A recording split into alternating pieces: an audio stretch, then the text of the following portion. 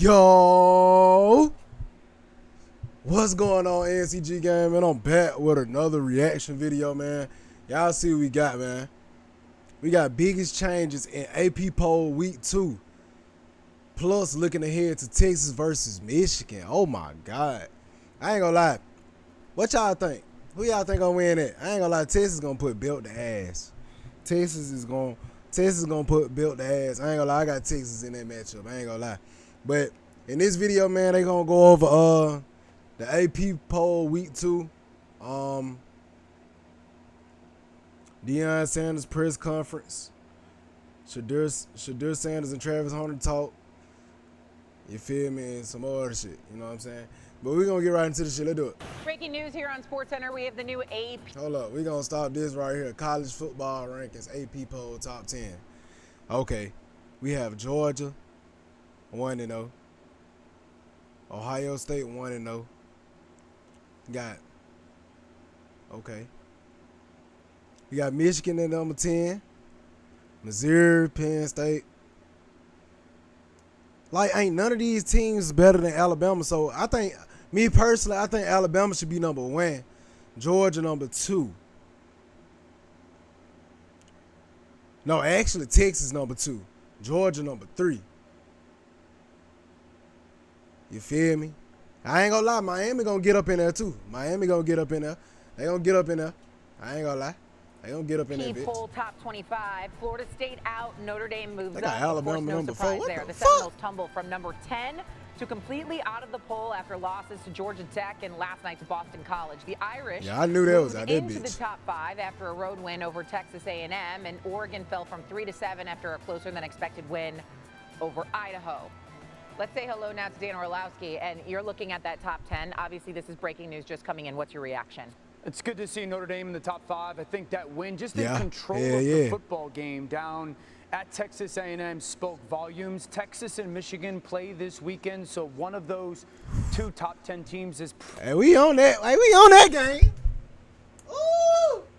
Hey, I'm going for Texas, but fuck Isaiah Bud. I can't let you lie. Since you wanna, and fuck Amari Black. Goddamn. And we watching that game though. We reacting to that game. The NCG game, we reacting to that. No cap. They play this week, we reacting to that. Probably going to bounce out of there unless it's an unbelievably close game and Michigan finds a way to win it. Also, you don't see it here, Ooh. but 12 and 13, I That's believe, gonna are be crazy. Miami and USC. That coming off. Texas fan, what y'all think? Y'all think? Hey, Michigan decent. I ain't just saying like that, but Texas gonna be the better team. But fuck Isaiah Bond and fuck Amari Black, whatever fucking name is. They said they want to leave Alabama. Fuck them. And we finna climb number 1. How about that? We gonna be the number 1 team. I'm gonna be honest The with you. weekend was going to be the most interesting thing for me was, did Miami or USC, with 2 huge wins and Miami's being more dominant than USC's, did either of them find their way into the top 10? But sitting at 12 and 13, I agree with a lot of this. I do think one of those 2 teams is likely out after this weekend. What about Florida State completely out of the top 25? Unfortunately for Florida State, tough start. Yeah, really tough start, especially having to go to. Bitch, little motherfucker, you know what the fuck you was asking? What you mean? What you think about Florida State out the top 10? What the fuck? They need to be out the top 10. They need to be top. They need to be top. Goddamn. At the end, goddamn.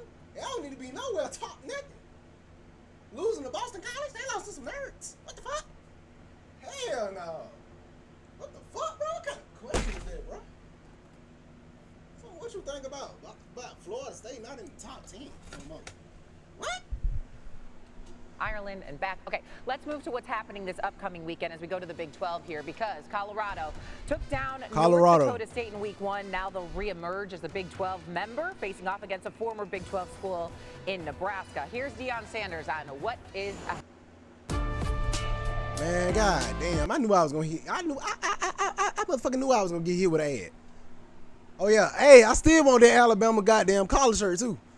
God damn. Peter Miller.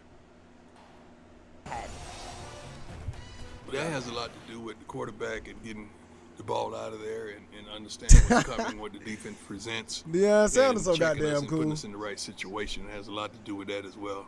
Oftentimes it may look like the line, but sometimes it's not the line. It's something that we did. Sometimes the line thinks, oftentimes, did the defense. So how the fuck you be talking like that? You attack weaknesses. I fuck with Deion though, you man. attack inexperience. If that's a weakness, so be it. But the kid made some darn good throws, some pretty good plays. They did some consistent things that we knew they would. Damn, I ain't react to this. Game. I mean, what the fuck? Back oh shit, Nebraska. They went ahead and did what they needed to do. But I love. Ooh, beans. What the fuck? Dad pocket. What the fuck? God damn. I ain't react to this. Why y'all ain't tell me to react to this? What the fuck? In his first college game ever. I love what he showed. So Deion that motherfucker do look like Patrick Mahomes. Like Jake Rondo for an info. Shout out Jake. Orlowski also referring to Raiola going up against Shedeur Sanders this week. Be a fun college football to watch. Two top we got some games go to at react each other. to. I think he means top 5 quarterbacks to be picked. We know what he means. We'll let him explain. Dan Orlowski back in studio with us now. And so obviously we have a great quarterback matchup. Let's start with the Colorado side of things in Shedeur Sanders. Pretty spectacular player. I mean, he kind of burst onto the scene nationally last year, and then he doesn't hesitate to, in week one, just be spectacular. And I think the thing, when you hear Prime talk about really good understanding of what that throw is absolutely spectacular. When you freeze frame that image right there and you ask, 445 passing. The answer is, I have absolutely no idea. Because 4 passing touchdowns. You see the superpower of Shedeur is his ability to throw the ball to spaces that guys are going to that it doesn't make sense because there's no one there for the ball to go to. And he's just got this really good understanding. I think when you hear Coach Prime say that, of understanding what the defense is trying to throw at you, and Nebraska's going to try to throw a ton of different looks at Shedeur, but when you have the lens of elite quarterback play and all the traits that are needed to throw the ball to spaces that aren't there. We got an 81.8 total QB I think rating. he's the guy doing it at the highest level in college football right now. Okay, that's a bold statement in itself, the highest level. But he's had a lot of hype, right? Like we've talked about him for the Heisman and whatnot. On the other side this coming weekend, Dylan Raiola is the quarterback for Nebraska. Not as much hype, although you say there should be. Look at him and Patrick Mahomes have a little similar. Yeah, you don't know which one. What the fuck? Patrick Mahomes got a twin, brother. Bro, that's his motherfucking twin. What the fuck? Bro, them niggas look just alike. Bro, what the fuck? Them niggas look just alike. Bro, look at them niggas. Did y'all come out the same coochie? Nigga, that's Dylan Mahomes. Not no goddamn Dylan Raiola. Ravioli? What the fuck?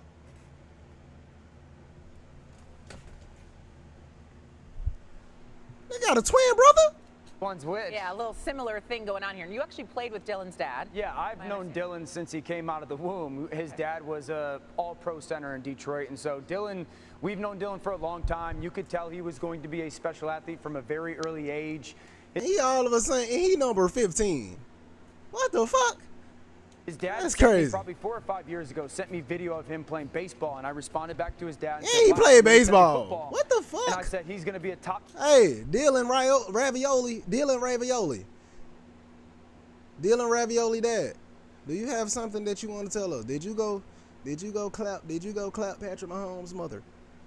Hey, that ain't my big. Hey, you know, hey, you look like you created something here.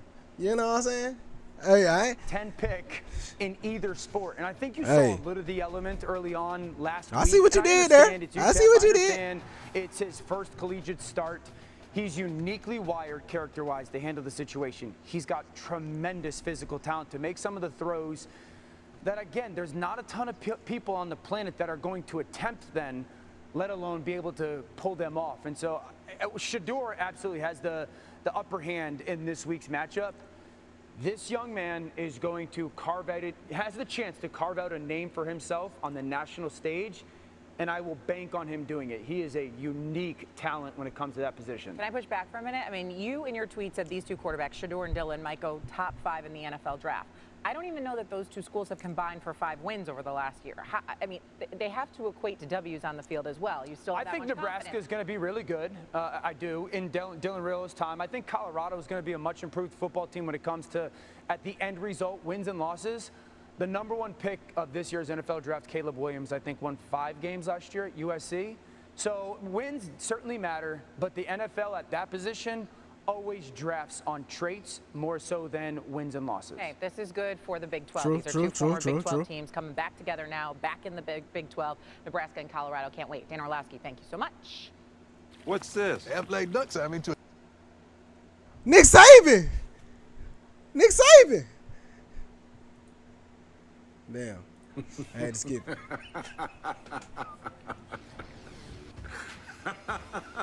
Who was that? You smashed them boys down in Tallahassee, man. Smashed them boys. Smash them boys down there in Tallahassee, man. Smash them boys. Who is that, bro? Who knew the nicest Florida man, State. David Woody, had a little bit of an evil laugh. He wasn't the only former Eagle excited, though, Kids for his in alma bed. mater last night. Matty Ryan tweeted on X he enjoyed his Monday night with his kids because they were in bed by 8:27 after that lead. Former BC running back A.J. Dillon weighed in. Zay Flowers commented that boys Zay came Flowers. to play. Hashtag Go Eagles. A lot of excitement, but there is still a small, slight Your boy chance lost to for Boston one Florida College. State Seminole. Their chances to make the college football playoff have now plummeted from 35%, which was where it was at in the preseason, to 1% to make the 12-team field after an 0-2. God damn, y'all have no chances. What the fuck? God damn. What the 1%? 1%? God damn, bitch. You have no chances of getting to the playoffs.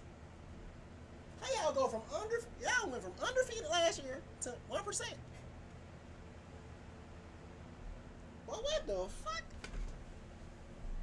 To start. No, 2 points here. Florida State drops One, home they opener can to get in Boston if they College. win the ACC. 2, they're not going to win the ACC if they continue to play like this. Okay, let's just establish that. They were Why is she talking like this? She said like an AI. Greeny. 1, they can get in if they win the ACC. 2, they're not going to win the ACC if they continue to play like this. Okay, True. let's just establish that. They were beaten soundly up front on both sides of the ball. They can't run the ball, they can't stop the run, and their quarterback, DJ Uiagalelei, has been erratic at best. So in the DJ, and their quarterback, DJ Uiagalelei, has been erratic at best. So in the 12-team college football playoff, Yeah, they on if you're Florida fighting State for ass, an bro. at-large bid, that's not a college football playoff team. The selection It's committee not. will know that. People might not like the fact that you can have a conference champion with multiple losses. Let me say that again. You can have a conference champion with multiple losses guaranteed to have a spot in the college football playoff. So if miraculously Mike Norvell fixes this and somehow they go on to win the ACC, they're in the playoff. Heather detailing how there might Mike be a Norvell, chance what you for gonna Florida do? State as we say hello to college football analyst Greg McElroy joins us here on SportsCenter. Now, Florida State lost by double digits. Their offense, as Heather just pointed out, it couldn't get into any rhythm. The defense couldn't stop the run. It was a disaster. Afterward, Mike Norvell was apologizing to everyone, saying he's so sorry for what everyone just witnessed. However, when you break down the Seminoles, how can they fix What it? the fuck? Like, Florida State fans, what's wrong? Like, damn. It's not an easy fix unless free agency. Played 4 seasons were at implemented Alabama. during the season. Who and played that's 4 not, seasons at Alabama? Unless free. My nigga. 24-3 record as starting quarterback, 2009 ACC and national champ. My Free nigga. agency. I don't even know who this is, but my nigga. You play for Alabama, shit. You my nigga. You know what I'm saying? I don't even know who that is, but shit. Greg McElroy. Shit, you was a quarterback at Alabama, shit. 2006, 2010, nigga. Shit, nigga, I was 2 years old, nigga, when you started playing for them, nigga. So I fuck with you, though, just because you playing for the Bam Bam. were implemented during the season, and that's not the case, not yet at least. But I look at it, and I think they have to establish an identity of what they want to be offensively. First and foremost, DJ Uyunglele is not a guy that over the course of his career is going to be able to just drop back and carve teams up with passing efficiency. He's a guy that really made huge strides at Clemson in his second year as a starter, and then last year at Oregon State as a guy that's going to work primarily off play action. They have to be able to create play action, but more than anything else, their defense needs to step up, man. The strength of their team coming into the season was supposedly the defensive line. That has not been the case in the first 2 games. Now, you got to give immense credit to both Boston College and Georgia Tech, but when your strengths are playing like weaknesses, that's a really difficult hill to climb. So hopefully the guys that are likely going to still be NFL players that are along that defensive line, hopefully they come together and play with more effort and play with a little bit more intensity. Yeah, motherfuckers. Hey, Texas fan, y'all see his goddamn football in the back. Greg McElroy, Alabama versus Texas, nigga, he won. He probably beat the shit out y'all. Y'all see that shit? Because if they don't, and they continue to get all run on Texas the way they fans did in the my last comments. 2 weeks, it's going to be a real challenge for them. Yeah, and it's going to be a really long season. Also, Florida State. They were 10 in Long the country ass last season. night, entering the game against Boston College. Obviously, that is not the case anymore. This is new on SportsCenter just this afternoon. The brand new AP poll. Here's a look at the. So what y'all think about the AP poll? What y'all think about the AP poll, man? What y'all think? Me personally, Alabama is number 1. I don't know what y'all thinking, but Alabama is most definitely number 1. Shit, I don't know about the rest of y'all team. Shit, and I think Texas should be number 2. Georgia should be number 3. The top 10. The Noles out of the poll. Y'all tell me what y'all after think. losing their first 2 games of the season. Notre Dame and Missouri, meanwhile, made the biggest moves within the top 10. The Irish up 2 spots to 5, and the Tigers going from 11 to 9 and jumping over Michigan in the process. And so, Greg McElroy, what is your biggest takeaway from that new AP poll? Okay. 11 through 20. What we got? We got Utah, Miami, USC, Tennessee, Oklahoma State, Kansas State, LSU, Kansas, Arizona. Arizona gonna climb. Arizona most definitely probably gonna climb. They got Fajita and they got T-Mac. They most definitely gonna climb. Shit, I ain't really watched the rest of them. I don't think I watched LSU. LSU kind of good. Miami good as fuck. Miami got a team this year. No cap. Well, it's probably the reaction that the college football world has had to Miami and USC. Georgia remains Miami is not in latest really college all that football unexpected. You look at their roster, what they had on paper coming into the season. They started at 19. I know I was screaming from the rooftop saying this is a team that is painfully underrated. Just because you don't trust them doesn't mean they shouldn't be ranked higher based on the personnel they have at several difference-making positions. And then USC moving all the way up from 23. I would not have had them in the preseason poll. I really wouldn't. Now, after the performance that we got from Lincoln Riley's team in week 1 against LSU, I come away feeling great about what I saw from the Trojans. A group that looks to be more capable on the defensive side, not just in the back end, but also in the front 7. They had multiple situations in which they held LSU in check along the lines of scrimmage, an area that has long been a headache for Lincoln Riley's group. So you know, too, that offensively, they're still going to be able to score. They're going to be able to score points because they have great weapons at wide receiver. And I love what I saw from their first-time starter in the regular season, Miller Moss, who's filling the massive shoes of first overall pick Caleb Williams. So I think the moves from Miami and USC are actually very appropriate and not a significant overreaction to big week 1 victories. Yeah, USC was so impressive on both sides of the ball, Greg, as you said. Now that last game of the regular season matchup, when they welcome Notre Dame to town, will be really interesting if things stay on this same trajectory. Biggest game of the schedule, though, this upcoming weekend is when Michigan and Texas face off against one another. Game day is going to be on hand there in Ann Arbor. And so hey, what y'all think? Texas versus Michigan, man. Y'all put in the comments who y'all think gonna win, man. Y'all put in the comments who y'all think gonna win. I got Texas. I got Texas winning it. Man. I ain't gonna lie to y'all. So when you look at these 2 teams and what's in front of us, what do you look at? I got Texas winning it. Well, I can't wait to watch this game. It's a game that a lot of us thought might be the national championship matchup last year, based on how these teams were playing at the end of the year. and they match up really well. These are two teams that are really built from the inside out. Now, the big thing is that last year's version of both Man, man, help me. Let everybody hit me with that fucking Isaiah Bun. That shit, I don't give a fuck. Did they just hit me with an Isaiah Bun highlight? Y'all know how I feel about this nigga. God damn, bro. and Texas were really all about the line of Should've scrimmage. stayed your ass at Alabama. The line of scrimmage this year for both teams still very good. There's a few absences, but I think this game might be a game that's won on the perimeter. I look at Texas wide receivers from a year ago. All three are gone. And I look at Michigan's defensive backs, which I think is an elite unit.